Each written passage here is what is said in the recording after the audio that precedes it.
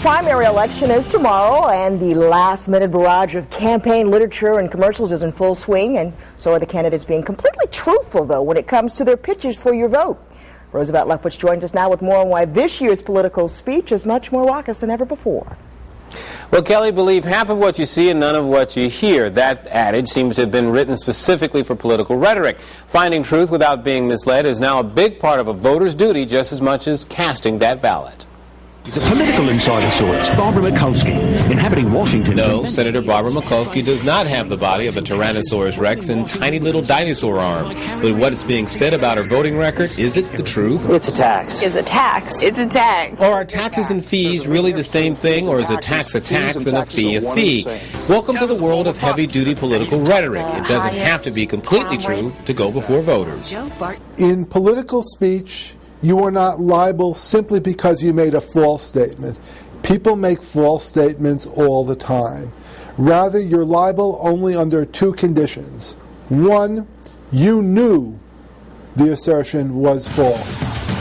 Second, you make a statement in reckless disregard of the truth.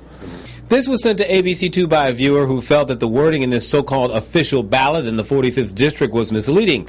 He felt that it would make voters think that these were the only options on the ballot that they'll see in the voting booth. The Attorney General's office says this type of ad is okay because it is sanctioned by an approved group, even though the actual ballot has similar wording. So when candidates or parties make claims such as being tough and smart on crime or fighting crime first, how do you know that that's true?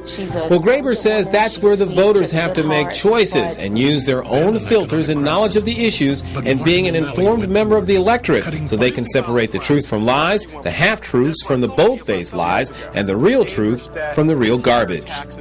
We expect candidates not simply to engage in a little bit of exaggeration, but a great deal of exaggeration, and voters are expected to know that.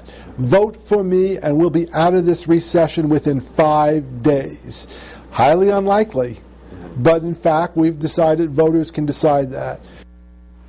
Now, Graber says our politics have become so polarized over the past 20 years or so that even if a candidate runs a spot that criticizes candidate B from candidate A, that it is absolutely and undisputably a true fact, candidate B supporters don't and won't believe it. In fact, it even solidifies their support for their candidate. Go figure.